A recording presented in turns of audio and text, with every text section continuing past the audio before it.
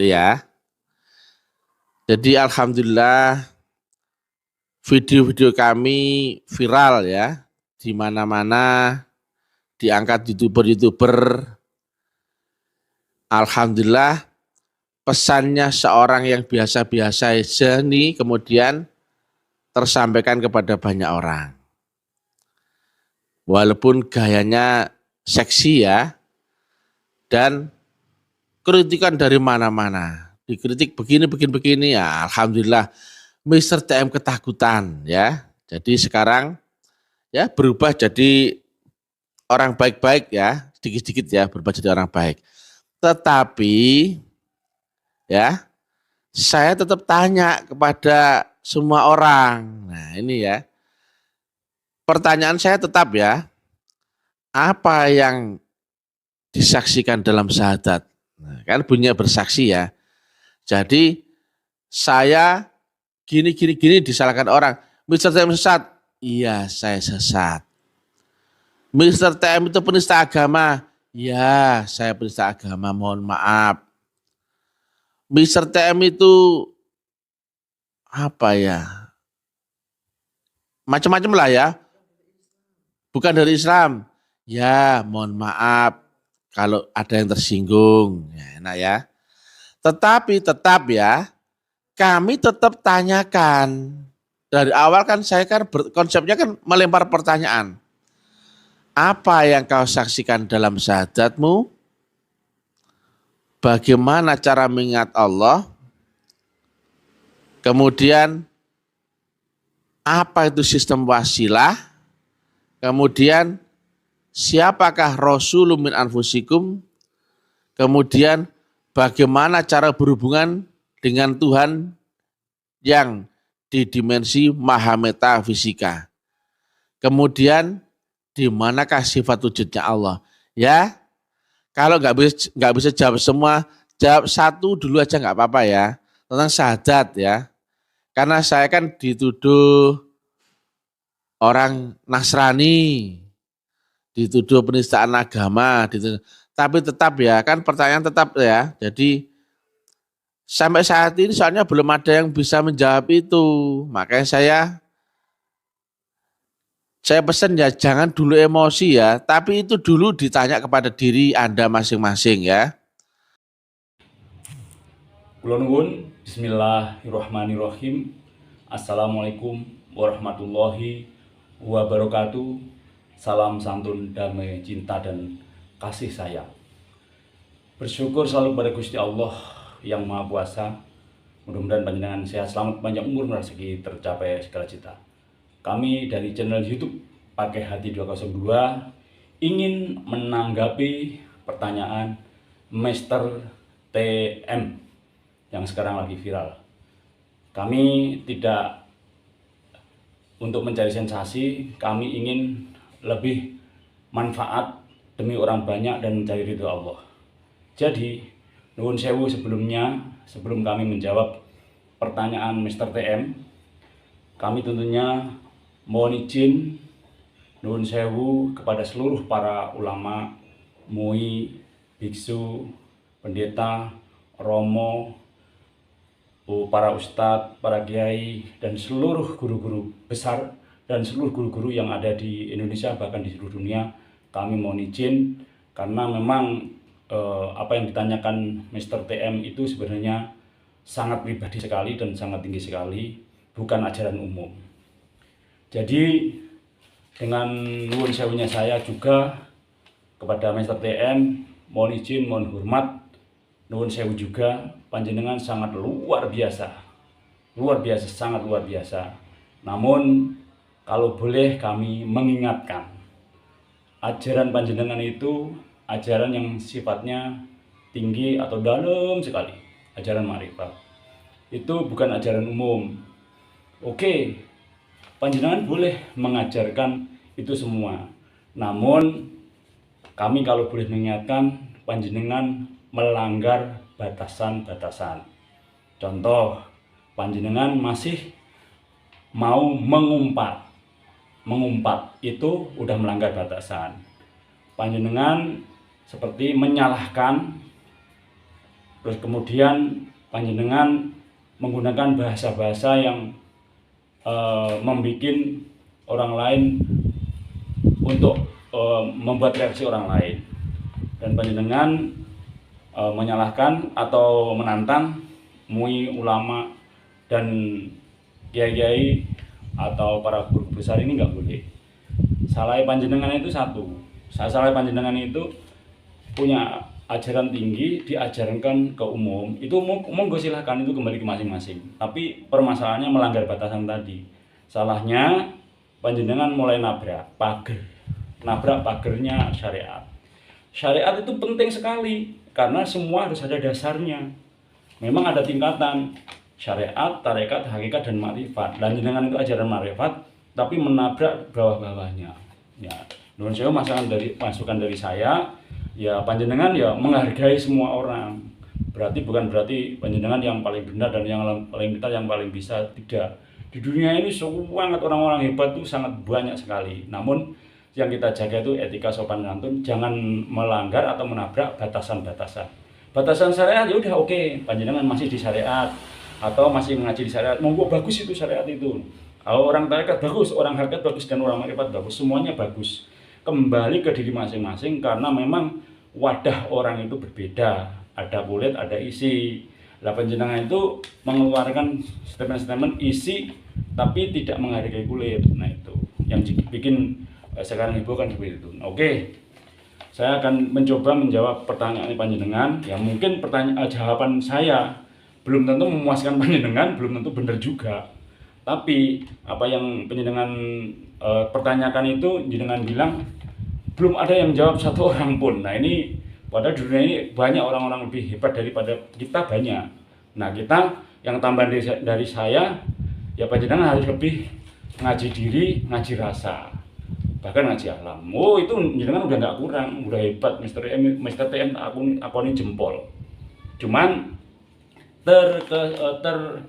terbuai dengan ajaran panjenengan, akhirnya sedikit ada lupa diri. Dan kedua, panjenengan juga membaiat dengan biaya 2.500.000. Loh, Islam itu murah, Islam itu nggak pakai biaya. Kalau mau dibaiat, ya saya juga bisa membaiat gitu. Nuwun sewu. Cuman bahasanya Islam itu gratis, Islam itu sukarela, Islam itu tidak paksaan, Islam itu sangat indah, rahmatan lil alamin, membuat damai dunia ini, gitu loh. Nuwun sewu, saya akan menjawab pertanyaan Mr. TM, udah saya tulis ini. Ada 6. 1.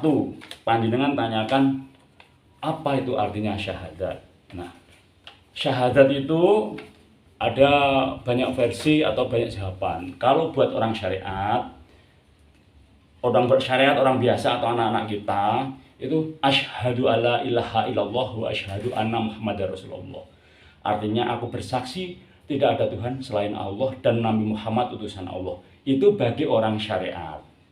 Dan bagi panjenengan, orang-orang yang sudah makrifat, kalau saya belum makrifat, saya masih belajar. Kalau panjenengan kan sudah makrifat, itu aku bersaksi. Nah, saksi itu kan harus ada buktinya. Nah, jadi kalau kita bersaksi, memang benar. Mr. TM itu mengarahkan benar, harus ada saksi, harus ada bukti. Saksi itu harus ada bukti. Aku bersaksi dan harus ada bukti. Nah, buktinya dalam keseharian kita yang kita masih bisa menyaksikan. Contoh, waktu kita nggak punya duit, ya Allah, saya pengen ada duit. Tiba-tiba ada yang bayar hutang, ada yang ngorder, langsung seketika kita menyaksikan itu. Terus kita pengen makanan, ya Allah, pengen makan bakso. Tiba-tiba bakso lewat di depan kita, itu kita menyaksikan. Yang masih kita menyaksikan langsung dari dua penglihatan kita, itulah aku bersaksi. Sesulit apapun. Contoh, saya tahun 2020 pas mau lebaran besok, kita belum punya untuk zakat. Saya akan bilang, ya Allah, saya kalau nggak ada beras yang datang, saya nggak akan zakat. Nah, itu sorenya Pak Muklis ngasih 5 liter dan Pak Tulus ngasih 10 liter. Itu semuanya dari Pak Natawana. Itu titipan dari Pak Natawana, disampaikan kepada saya mau lebaran. Itulah saksi bahwa saya nggak akan zakat kalau nggak ada beras yang datang. Dua orang mengantarkan beras, yang satunya 5 liter, yang satunya 10 liter. Langsung, karena keluarga saya 5, langsung saya zakatkan kepada yang membutuhkan. Janda 2 di dekat saya itu ada, saya langsung saya buktikan. Contoh lagi, waktu saya mau menikah, saya bingung, nggak ada biaya. Tiba-tiba pas dengar saya mau nikah, ibu haji dan seluruh keluarganya menikahkan saya, membiayakan saya.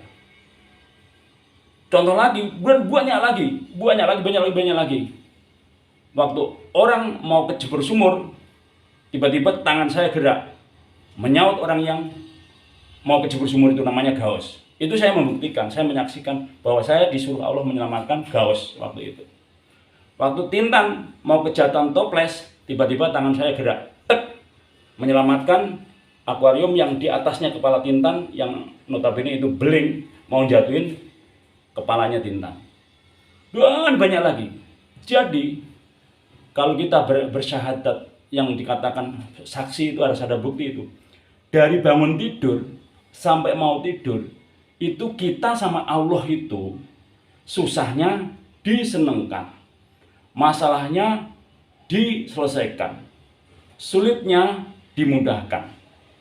Semuanya tidak ada masalah dalam hidup ini, semuanya pertolongan Allah.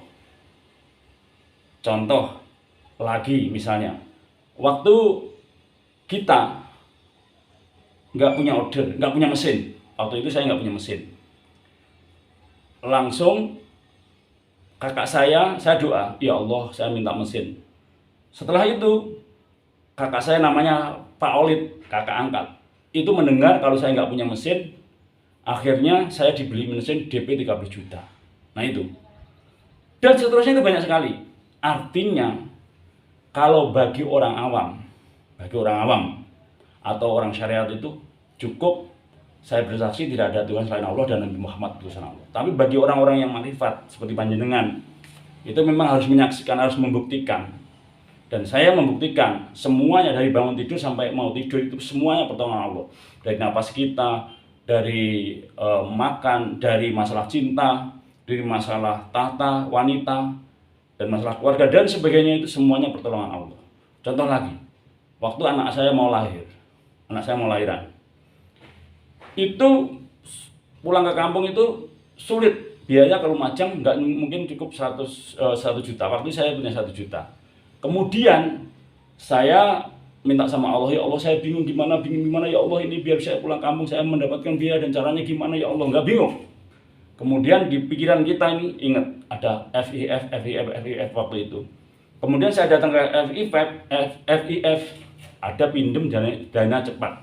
Saya tanya, Pak, motor saya belum lunas, waktu itu saya masih polos, boleh nggak ini motor saya pinjam dana cepat? Ya tinggal berapa bulan, masih 3 bulan lagi. Oh boleh, nanti semua didapat dulu, yang 3 bulan ditutup, sisanya dikembalikan lagi ke kita. Alhamdulillah akhirnya sebelum saya lahiran anak saya yang pertama, saya punya 4 juta. Kemudian pulang sampai sana, sampai Lumajang, yang harusnya lahir tanggal 16 atau 18, lahirnya tanggal 1.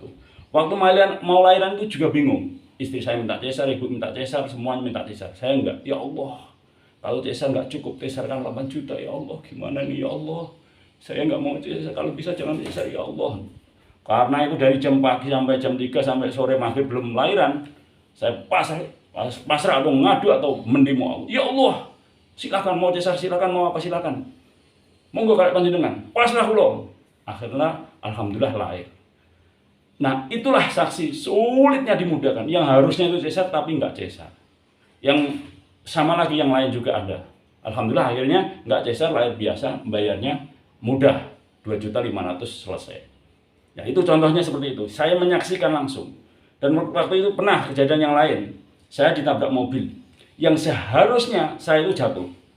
Prok. Karena ada mobil di sini parkir, saya lewat di kanan sepeda motor, parkirnya ini nggak ngeliat dulu kanan, langsung aja shoot gitu. Motor saya duok 3 kali keserempet, tapi harusnya jatuh. Tapi saya nggak jatuh. Memang tapi sebelumnya saya bersedekah dulu itu sebelum saya ketabrak mobil itu. Alhamdulillah selamat. Nah, itulah saksi saya menyaksikan dengan kedua telinga, dengan diri saya, dengan kedua penglihatan kita, bahwa setiap kejadian apapun dari bangun tidur mau tidur yang selalu diselamatkan oleh Allah, yang selalu ditolong Allah, yang selalu diikuti Allah bahasanya. Masalah cinta juga begitu. Masalah cinta kita stres. Ya Allah, saya pengen dulu yang pernah saya senengin, ya Allah, sudah pisah 7 tahun, 8, 9 tahun gak ketemu lagi. Saya minta sama Allah, kemudian seminggu kemudian saya ketemu di toko lamporan, dan sampai sekarang nikah jadi istri. Nah, itulah saksi bahwa saya waktu stres masalah cinta, saya mohon sama Allah, Allah menjawab, dikasih. Intinya seperti itu, Mr. TM. Itu yang saya alami. Belum tentu ini benar, tapi saya menyaksikan bahwa susah saya disenangkan Allah, masalah saya diselesaikan Allah, kehidupan saya seakan memang yakin, yang dulu yakin, dijamin Allah. Masalah saya apapun itu Allah semuanya. Nah, kalau bagi orang awam ditanya apa buktinya, saksinya kalau ada Allah, lah ini alam sekitar, angin, bumi, api, gunung dan sebagainya ciptaan Allah. Nah, itu tidak menyaksikan, itu meyakini bahwa ini ciptaan Allah. Yang menyaksikan itu sebagai tanda bukti itu kita melihat dengan kedua penglihatan kita, kita mendengar dengan kedua pendengaran kita, dan kita melihat dari seluruh tubuh kita, melihat dan membuktikan. Itulah yang dikatakan saksi bahwa Allah ada, Allah membuktikan lewat diri kita dan keluarga kita dan sekeliling kita. Itu yang jawaban dari pertanyaan dari Mr. TM yang asyhadu alla ilaha illallah. Kemudian ini nuwun sewu lagi, wa asyhadu anna Muhammadar Rasulullah. Ini nuwun sewu pada seluruh para ulama, MUI, ustadz, guru-guru besar dan seluruh umat Islam seluruh dunia, mohon maaf. Ini hanya menjawab dari pertanyaan Mr. TM. Mungkin kalau ini memang ini di atas ajaran syariat. Saya menjawab dari Mr. TM yang kedua. Wa asyhadu anna Muhammadar Rasulullah. Ana itu artinya saya. Wa asyhadu anna, dan saya menyaksikan bahwa ana, saya. Tapi bukan saya ini yang kelihatan, ini bukan. Saya yang tidak kelihatan, yang ada di sini, yang ada di sini. Yang ada di dalamnya ini, yang ada di dalamnya hati. Yang ada di dalam hati yang tidak kelihatan itu adalah Muhammad Rasulullah, Nur Muhammad. Contohnya yang di dalam hati ini, yang di dalam sana, itu adalah Kanjeng Nabi Muhammad sallallahu alaihi wasallam. Tapi sejatinya kita ini menyaksikan yang ada di sini ini, anak saya. Yang tidak kelihatan di dalam sini ini menyaksikan bahwa Kanjeng Nabi Muhammad Rasulullah itu, yang Kanjeng Nabi Muhammad bin Abdullah itu adalah Rasulullah. Tapi yang dimaksud Mr. TM itu Rasulullah yang bukan Kanjeng Nabi, itu yang utusan Allah yang ada di sini selalu, yang tidak tutup usia, yang tidak wafat. Sampai sekarang masih ada dan sampai kapanpun masih ada. Yang tidak kelihatan ini, yang tidak kelihatan ya, yang tidak kelihatan ini yang selalu ngasih tahu kita lewat hati kita. Jadi di dalam hati itu ada suruhan Allah. Tapi kalau kata Rasulullah itu memang nggak boleh. Rasulullah itu ya Kanjeng Nabi Muhammad SAW, dan para nabi itu rasul-rasulnya Allah itu. Makanya Mr. TM itu bilang, Mr. TM ya, ini bukan saya menirukan Mr. TM. Rasulullah itu bukan terakhir. Yang terakhir itu Kanjeng Nabi Muhammad SAW, Nabi yang terakhir. Harusnya dijelaskan Mr. TM itu. Kanjeng Nabi Muhammad Rasulullah SAW itu adalah Nabi terakhir. Betul, benar. Beliau Nabi terakhir dan panutan saya, panutan kita semua sebagai orang Islam. Tapi Rasulullah, utusan Allah atau kongkorannya Allah yang sampai sekarang ada itu yang tidak kelihatan, yang ada di dalam hati kita atau di dalam jiwa kita, yang tidak kelihatan ini adalah Allah yang nyuruh buat kita, adalah suruhannya Allah buat kita. Setelah yang nyuruh ini di dalam diri kita ini, di dalam hati kita ini, maka terjadilah lahir utusan yang batin. Nah, batin, hati adalah secuil dari Yang Maha Kuasa. Hati adalah suruhannya dari Allah. Hati suruhan dari Allah yang di dalam diri. Tapi kalau bahasa Arab, Rasulullah tadi, ini ngeri sekali. Dan ini bahasa bukan bahasa orang awam, tapi bahasanya orang-orang yang ngaji diri atau bahasanya orang makrifat. Tapi ini bukan ajaran umum, sekali lagi jangan diumumkan. Yang ada di dalam diri ini memang ada yang disuruh Allah. Allah nyuruh buat kita. Nah gitu loh. Allah menyuruh buat kita yang ada di dalam sini. Tapi di dalam hati ini tadi, yang di dalam di sini tadi, yang ini, di dalam ini. Kalau kita bisa mengikuti 100%, ya seperti Kanjeng Nabi Muhammad. Cuman manusia biasa tak mungkin seperti Kanjeng Nabi Muhammad. Tapi jangan jauh-jauh dari Kanjeng Nabi Muhammad. Ya 50%-nya itu udah bagus, 40%-nya bagus. Jangan sampai 0% di dalam ini tidak kita ikuti, tidak setia hati. Makanya bahasanya orang yang bisa mengikuti hatinya 100% dan selaras dengan pikirannya, itu nanti wasilahnya, tembusnya ke Kanjeng Nabi dan kepada Rasulullah. Nah, itu jawaban dari saya, Mr. TM. Jadi aku menyaksikan yang di dalam ini yang Rasulullah, utusan Allah atau komponen Allah yang ada di dalam sini, yang tidak kelihatan itu, yang sampai sekarang masih ada. Buat kita itu adalah Muhammad Rasulullah atau Nur Muhammad, cahayanya Muhammad.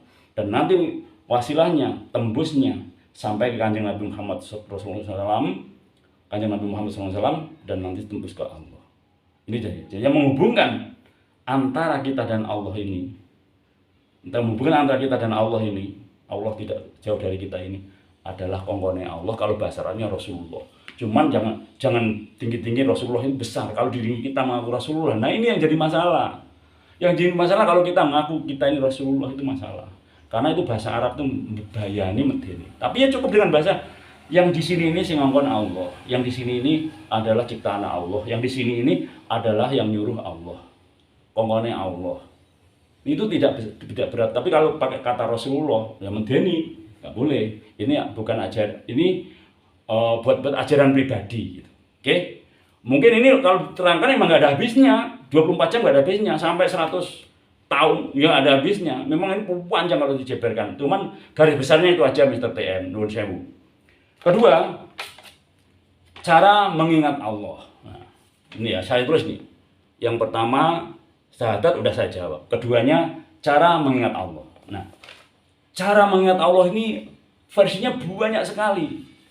Banyak sekali, Mr. TM, nuwun sewu. Cara mengingat Allah ini versinya banyak sekali. Makanya ada ajaran syariat, tarekat, hakikat, dan ma'rifat. Ada yang lewat thariqah, ada yang lewat pencinta alam, ada yang lewat kejawen, ada yang itu wasilah ya, itu wasilah. Nanti cara mengingat Allah dulu aja, itu nanti masuk ke wasilah. Cara mengingat Allah itu banyak sekali caranya. Satu, dari menyebut namanya dulu ya. Dari menyebut namanya dulu. Allah, ini belum Allah. Allah itu baru nama. Allah itu baru nama. Belum Allah ya. Allah, ini baru menyebut Allah. Saya tulis Allah, ini baru tulisan. Ini baru tulisan dan ini baru namanya, belum Allah. Dan sama harus kenal Allah juga kalau pengen tahu. Nah, dari menyebut namanya dulu, setiap detik setiap waktu terserah. Ada yang Allah Akbar, Allah Akbar, Allah Akbar, Allah Akbar, Subhanallah, Subhanallah, Subhanallah.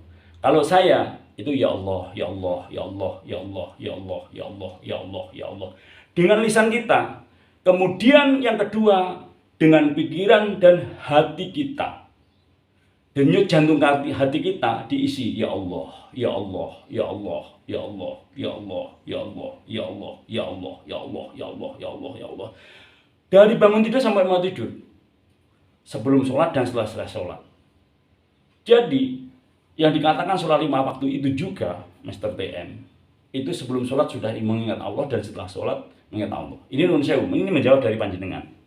Jadi cara mengingat Allah itu dari namanya dulu. Setelah namanya disebut terus, seperti halnya kita menyebut nama siapa kekasih kita, Endang Wahyuni, Endang Wahyuni, Endang Wahyuni, Endang Wahyuni. Karena selalu disebut namanya, ya ingat terus. Ini Allah juga begitu. Karena sering disebut namanya Allah tadi, akhirnya ikut. Karena nama Allah yang diketahui, sebenarnya nama Allah itu banyak sekali, tapi yang diketahui ada 99 itu, monggo. Mau ya Rahman ya Rahim, mau ya Maliku ya Kudusu atau ya Salamu, terserah, itu kembali ke diri masing-masing. Mau menyebut Allah dengan Allah Akbar, Subhanallah, Mau dengan apapun monggo, kembali ke diri masing-masing. Tapi kalau saya sendiri, ya Allah, ya Allah, ya Allah, ya Allah, ya Allah, ya Allah, ya Allah, ya Allah. Terus itu sampai di pikiran dan di hati kita, itu sampai merasakan, sampai tahap merasakan. Nah, kalau di ajaran kami ini Mr. EM, di ajaran kami, sing sapa wonge melatih rasa pangrasa, bahasa Jawa ini ya, atau bahasa Indonesia, barang siapa melatih rasa pangrasa, maka ia akan terasa rosing rasa, ujungnya rasa, rasa sejati-sejatinya rasa, rasa kasuman, rasa kang gaib, rasa sing tanpa sariro. Seakan-akan sampai merasakan kita nggak pakai badan kita lagi. Adanya mung Allah. Ada Allah melihat kita, Allah mendengar kita. Sampai kita bisa mengawasi diri kita bisa melihat diri kita. Makanya man arafa nafsahu faqad arafa rabbahu. Siapa yang kenal dirinya, ia kenal Tuhannya. Kalau kita sudah bisa mengenali diri kita akan kenal Tuhan kita sampai saat merasakan. Kalau kita bisa mengawasi diri kita akan merasakan di hati dan pikiran kita, merasakan diawasi Allah. Kalau kita bisa melihat diri kita akan merasakan dilihat Allah, merasakan dilihat Allah. Makanya harus sampai kenal di situ. Nah, caranya banyak sekali, dari menyebut namanya, dan ada lagi cara yang benar-benar membuat kita itu terbuka, itu lewat bermeditasi, lewat tafakur, lewat etikaf, lewat yoga, lewat semedi, dan sebagainya. Itu cara yang benar-benar tepat dan telak. Kenapa? Karena posisi lagi duduk dan tenang, pikiran tenang, hati tenang, disitulah kita bisa mengingat. Bahkan di waktu sholat kadang-kadang kita nggak bisa mengingat Allah. Kenapa? Karena gerak. Tapi ya usahakan selama 24 jam langsung bisa mengingat Allah. Nah, cara yang paling telak itu memang duduk, mengosongkan pikiran dan mengosongkan hati, menyebut namanya. Lambat laun kalau duduknya sering sekali duduk, sampai dindingnya ada gambarnya, lama-lama kita akan merasakan rasa pangrasa, merasakan ujungnya rasa yang paling penting, merasakan sampai semuanya Allah, merasakan yang gaib, merasa yang seakan-akan tidak pakai badan lagi, adanya kita sama Allah, sampai tahap itu. Namun menurut saya ini ajaran memang sangat pribadi, sebenarnya tidak boleh diumumkan karena saya menjawab dari Mr. TM. Dan sampai nanti setelah cara mengingat Allah, sampai 24 jam itu ingat Allah. Di mana-mana kita diawasi Allah, dilihat Allah. Nah, syaratnya sampai mengingat Allah, sampai kenal itu harus makrifat, harus kenal dirinya. Man arafa nafsahu faqad arafa rabbahu tadi. Siapa kenal dirinya, ia kenal Tuhannya. Tetapi sebelum mengenali dirinya harus kenal hatinya. Siapa yang kenal hatinya, ia kenal dirinya, ia kenal Tuhannya. Dan sampai 24 jam dimanapun tempat berada, posisi apapun, selalu merasakan diawasi Allah. Mau naik sepeda diawasi Allah, mau tidur diawasi Allah. Apapun, bahkan mengingat Allah itu 24 jam. Ya Allah, ya Allah, ya Allah, ya Allah, ya Allah, ya Allah, ya Allah, ya Allah. Terus sesuai dengan irama denyut jantung ini. Sampai mau tidur pun ya Allah, ya Allah, ya Allah, ya Allah, ya Allah, ya Allah, ya Allah, ya Allah. Nah, nanti bangun tidur bersama, langsung ya Allah, ya Allah, ya Allah. Jadi 24 jam Allah. Nah, ini yang dikatakan ajaran paling tinggi dan tertinggi. Kenapa? Karena mengurusin Allah, nggak ngurusin yang lain. Ngurusin lain waktu bekerja, waktu kerja kita. Pikiran dari kita ya Allah, ya Allah, ya Allah, ya Allah. Pada sambil kerja, naik sepeda ya Allah, ya Allah. Apapun kegiatan, apapun aktivitas kita, di dalam pikiran dan di dalam hati nggak kelihatan, itu bunyinya ya Allah, ya Allah, ya Allah, ya Allah, ya Allah itu. Dan ini kalau diteruskan nggak ada habisnya Mr. TM. Ini nuwun sewu. Ini jawaban yang kedua. Kemudian jawaban yang ketiga Mr. TM, yaitu sistem wasilah. Nah, wasilah itu kan jalan. Jadi menuju ke Allah itu 1000 jalan. Agama itu adalah jalan. Tujuannya ghoya, wasilah ghoya. Tujuannya ke Tuhan yang Maha Esa. Itu saya udah menyebutnya Tuhan yang Maha Esa karena semua agama dapat. Karena kita tinggal di Indonesia. Jadi agama itu jalan.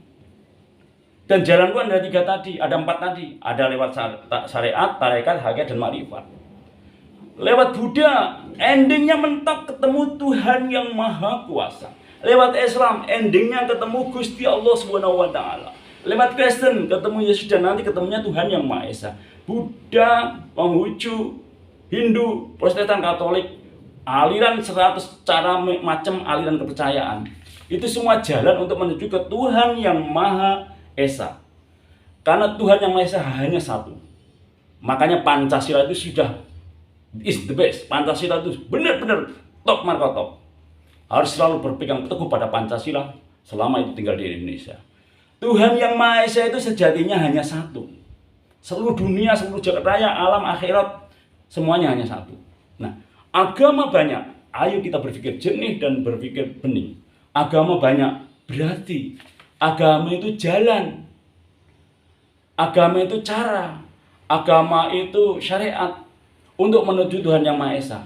Caranya, ibadahnya macam-macam. Menyebutnya juga macam-macam. Ada yang orang Inggris God, ada Tuhan, ada yang Maha Kuasa, ada Allah, ada Allah. Macam-macam. Tergantung ke diri masing-masing. Kembali ke agamanya masing-masing. Contohnya seperti halnya kita manggil bapak kita. Ini ilustrasinya atau kiasannya. Manggil bapak kita. Ada yang bapak, ada yang romo, ada yang papi, ada yang papa, ada yang ayah, macam-macam. Tapi sejatinya adalah orang tua laki-laki. Tuhan yang Maha Esa juga begitu, satu Tuhan, tapi nyebutnya dan cara ibadah yang beda macamnya itu. Jadi wasilah itu hanya jalan, kembali ke diri masing-masing, kembali ke agamanya masing-masing.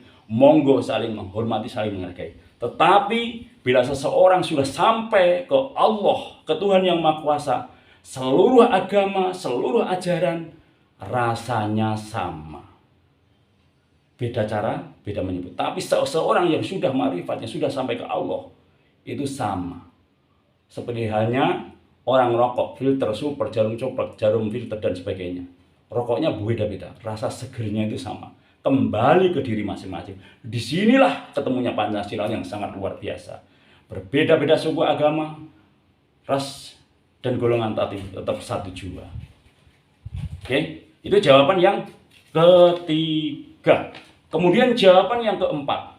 Nah, ini menyangkut masalah Al-Quran. Jawaban yang keempat itu ayat, ini saya baca karena memang saya nggak hafal, tapi saya harus bacakan karena ini menuruti Mr. TN. At-Taubah 128 dan 129. Bismillahirrahmanirrahim. Laqad ja'akum rasulun min anfusikum azizun 'alaihi ma 'antum harisun 'alaikum bil mu'minina raufur rahim. Ini yang 128. Langsung saya sambung ke 129. Bismillahirrahmanirrahim. Fa in tawallau faqul hasbiyallahu la ilaha illahu alaihi tawakkaltu wa huwa rabbul arsyil azim. Yang artinya, ini udah ke arti. Nah, yang artinya 128 dulu. Sungguh telah datang kepada seorang rasul dari kaummu sendiri. Benar, dari kaummu sendiri. Waktu itu ini turun ayat ini di Arab. Ini secara syariatnya di Arab, yaitu Rasulullah Kanjeng Nabi Muhammad SAW. Syariatnya. Tapi marifatnya yang tidak boleh diajarkan kepada umum itu tadi. Dan dimanapun tempat ada orang yang diutus Allah, ada orang yang disuruh Allah. Tapi bukan nyebutnya Rasulullah, nyebutnya orang yang dipercaya Allah atau pemimpin. Di negara kita ada presiden, di negara yang lain ada raja, dan di setiap kelompok atau di setiap agama ada ulama punya grup lagi. Nah, yang tokohnya ini, yang penggedenya ini, yang jadi barometernya ini, pemimpinnya tadi, ini adalah orang yang dipercaya Allah untuk memimpin suatu kelompok tersebut. Itu orang yang disuruh Allah, orang yang dikongkon Allah, orang yang dipercaya Allah. Tapi nyebutnya bukan Rasulullah. Kalau nyebutnya Rasulullah, nah dia geger. karena Rasulullah itu adanya di Arab. Gitu loh. Ini benar. Terus kemudian ini yang dimaksud Mr. TM nih. Berat terasa oleh penderitaan kamu alami. Dia sangat menginginkan keimanan, keselamatan bagimu, penyantun, penyayang terhadap orang-orang yang beriman. Nah, setelah adanya pemimpin tersebut dimanapun tempat berada, kalau sekarang yang disuruh Allah atau yang dipimpin Allah atau yang dipercaya Allah itu, setiap ada seorang pemimpin tersebut itu bisa memberi kasih sayang, bisa santun, bisa melepas dari penderitaan dan lain sebagainya. Bisa ngayomi masyarakatnya, bisa ngayomi anak buahnya, bisa ngayomi kaumnya. Kalau sekarang begitu. Tapi tidak boleh menyebut Rasulullah. Karena sebutan Rasulullah itu di Arab dan Kanjeng Nabi Muhammad itu terakhir Nabi yang terakhir. Memang benar yang sekarang itu masih ada Rasulullah itu bahasa Arab. Tapi kalau nyebutnya Rasulullah ini bahaya. Nyebutnya ya orang yang dipercaya Allah.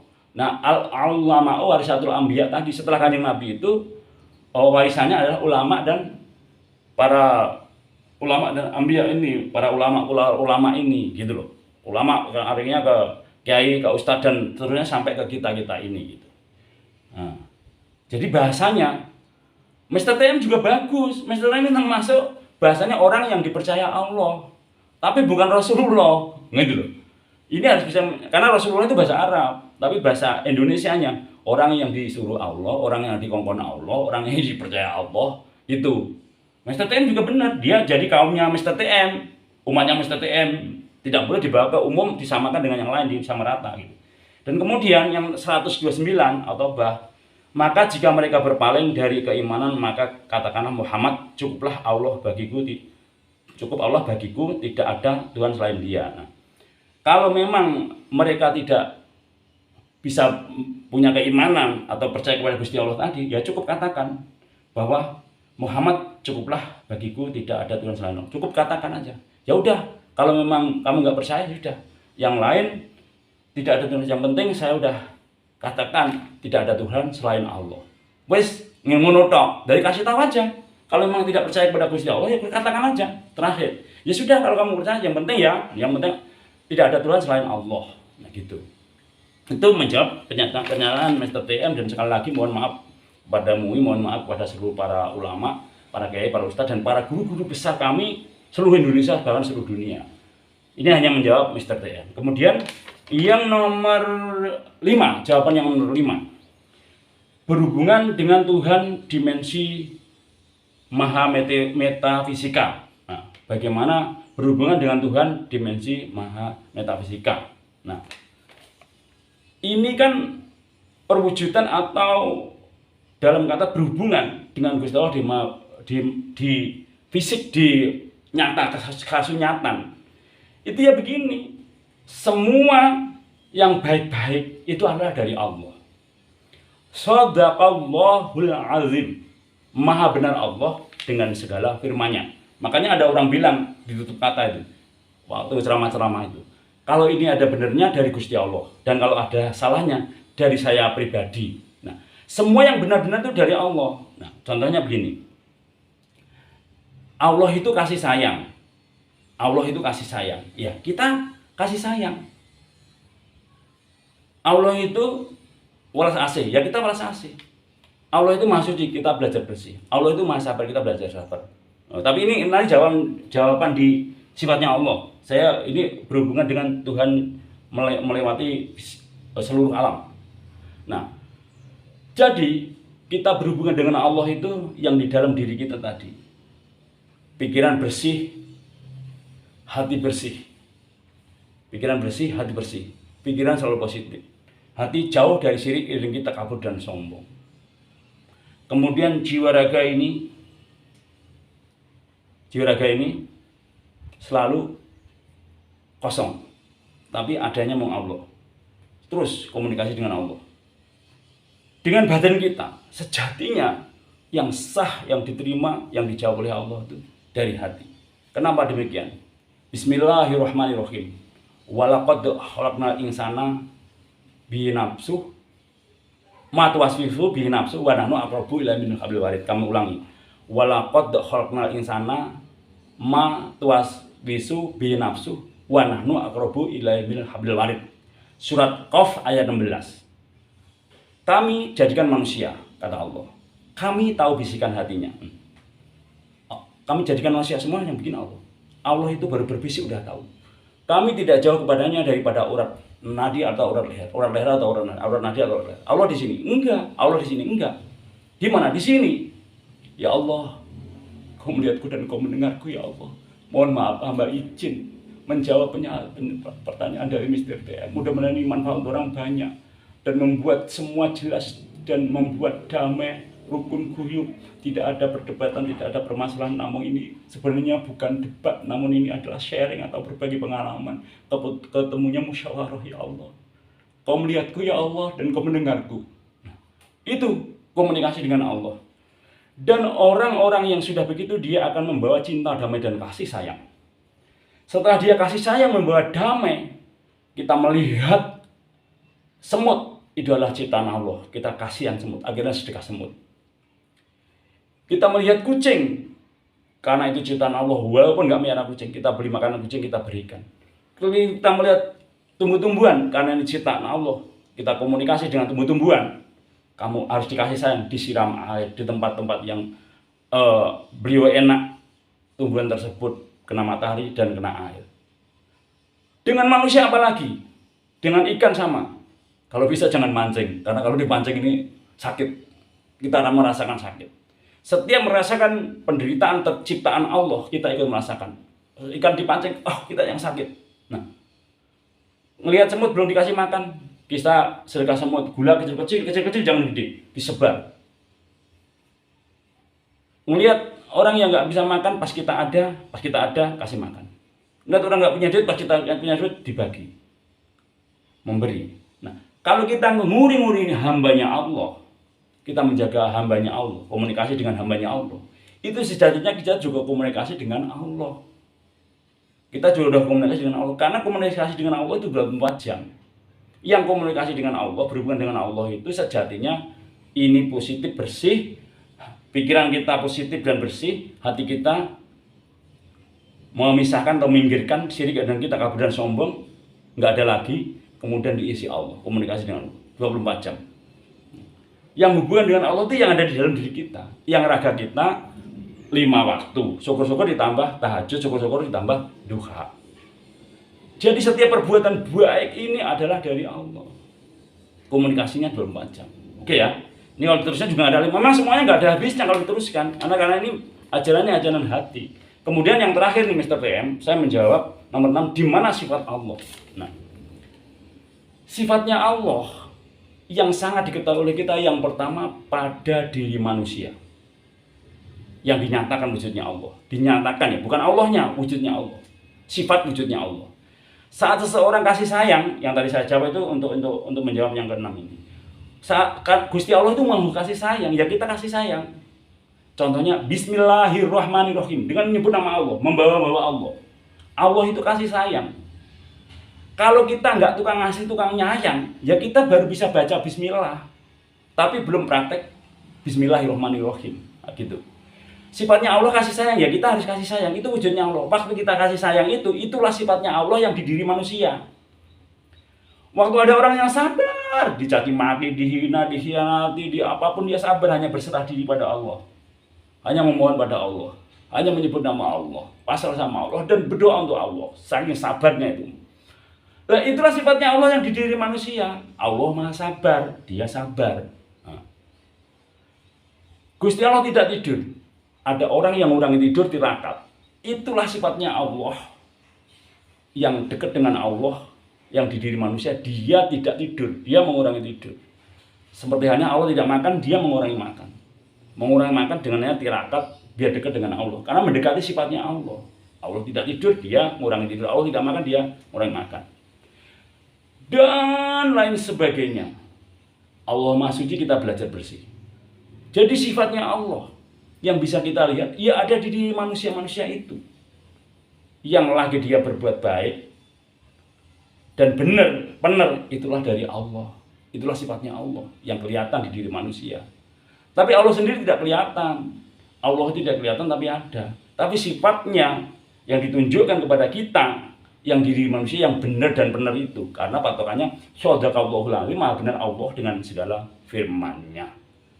orangnya welas asih, orangnya maha tukang beri. Ya sifatnya Allah, orangnya Rahman Rahim, tukang nyayang dan sebagainya, itu nggak ada habisnya kalau diceritakan. Itu yang di manusia. Ya sifatnya Allah yang dinyatakan ya ada di manusia itu. Termasuk kasih sayang. Akhirnya di binatang, di tumbuhan juga ada sifatnya Allah. Karena ciptaan Allah. Waktu binatang ibunya ngasih sayang kepada anaknya, itu sifatnya welas asih yang diwujudkan lewat binatang. Misalnya harimau sayang pada anaknya, itu ya sifatnya Allah yang ditunjukkan kepada kita. Harimau itu punya welas asih kepada anaknya. Nah itu sifatnya Allah yang ditunjukkan kepada binatang. Tunjukkan pada tumbuhan sama. Tumbuhan beranak pinak dan sebagainya. Sifatnya melindungi, bikin adem, air lentur, dan buat melindungi kita dan melindungi alam ini dengan tumbuh-tumbuhan tadi. Itulah termasuk sifatnya Allah yang ditunjukkan kepada kita. Panas dia kepanasan, teguh, gegar, tabah dan sebagainya itu. Nah, mungkin itu aja Mr. TM. Kalau diterusin panjang nggak ada habisnya. Kalau kita ngobrol, saya dengan panjenengan, mau setahun nggak ada habisnya kata-kata kita, karena ini obrolan hati. Namun sekali lagi Mr. TM, tambahan dari kami, saya pernah ngalami kayak panjenengan itu, sangat terbuai, tersenang, ajaran yang membuat kita lupa segalanya. Itu tahun 99. Lupa segalanya, kita lupa dunia. Adanya cuma Allah, semuanya salah, yang benar kita aja. Tahun 99. Akhirnya saya didemo oleh dulur-dulur saya di PSHT. Saya dikatakan ajaran sesat, saya didemo. Kemudian dengan adanya itu saya koreksi diri, introspeksi diri sebanyak mungkin, menemukan, oh iya, kalau ajaran khusus, ajaran pribadi jangan diajarkan ke umum. Jangan nyelai di masyarakat, jangan beda di masyarakat. Jangan buat onar di masyarakat, jangan buat gaduh masyarakat. Ketemunya akhirnya Islam itu rahmatan lil alamin. Dengan siapapun, jangan sampai di atas kepala orang. Jadilah orang yang di bawah orang, Mr. PM. Jadilah orang yang di bawah orang. Biarkan para ulama kayak Ustadz yang tampil. Kalau beliau tidak ada kesempatan dan beliau sibuk tidak bisa, kitalah yang tampil yang paling depan. Biarkan ulama, para kiai, para Ustadz tampil dengan ilmunya masing-masing dan saling menghormati, menghargai. Kalau panjenengan mau tampil boleh, tapi jangan di atas kepala orang. Tampillah di bawah orang. Semakin panjenengan semua Mr. TM tampil di bawah orang, saya yakin panjenengan akan digandrungi pada seluruh masyarakat Indonesia, bahkan dunia. Saya memberi masukan sekali lagi pada Mr. TM. 1. Jangan bicara bahasa binatang. Ini kalau menjenengan nggak ada, ya mohon maaf, bagus. Saya yang memberi masukan. Jangan kita, dan termasuk kita semua ya, masukan pada untuk kita semua. Jangan bicara bahasa binatang. Jangan bicara bahasa kelamin. Jangan mengumpat. Nah, panjenengan masih ada mengumpatnya. Mr. TM masih ada mengumpatnya. Kemudian keempat, jangan bahasa negatif. Mendesain bahasa negatif. Bahasalah yang positif. Kemudian nomor 5, jangan bahasa di atas leher, saru. Oke? Dan kemudian yang berikutnya banyak sekali. Jangan bahasa kasar, kalau nyebut orang harus namanya dan sebagainya itu. Oke, ini hanya sekedar masukan Mr. TM. Kalau salah saya ada minta maaf. Dan mungkin jawaban saya tidak memuaskan panjenengan, ya ini saya pribadi, karena memang ajaran itu beda-beda, namun tujuannya kesama, ke Tuhan yang Maha Kuasa. Inilah yang kita harus saling menghormati dan menghargai. Dan sekali lagi kepada seluruh para ulama, para ustadz, para guru, para kiai, saudaraku semuslim dan saudara-saudaraku yang lain agama, guru-guru saya seluruh dunia, mohon maaf. Saya terlalu tinggi kalau menjawab dengan Mr. TM ini hanya jawaban dari Mr. TM, bukan saya pribadi. Dan semoga ada manfaat untuk orang banyak dengan Gusti Allah ridho. Amin amin ya robbal alamin. Dan ini kalau ada benarnya dari Gusti Allah, dan kalau ada salahnya dari saya pribadi. Sekali lagi, bukan bermaksud untuk mengajari atau untuk menasihati, ini hanya menjawab dari pertanyaan Mr. TM, karena beliau jawab, YouTuber dan semuanya belum ada yang jawab satu orang pun. Kalau belum ada yang jawab, saya mulai belajar menjawab. Walaupun belum tentu benar bagi dia atau belum tentu bagi kita semua benar, tapi ini sudah berusaha menjawab. Sekali lagi, kalau ada benarnya dari Gusti Allah, kalau ada salahnya dari saya. Dan sekali lagi, kalau ada yang tidak berkenan, tersinggung dan lain sebagainya, kami mohon maaf yang sebesar-besarnya. Bukan bermaksud untuk menghujat atau menasihati. Sekali lagi, bila ada salah minta maaf. Bila tahu itu, assalamualaikum warahmatullahi wabarakatuh. Salam rahayu, nuwun.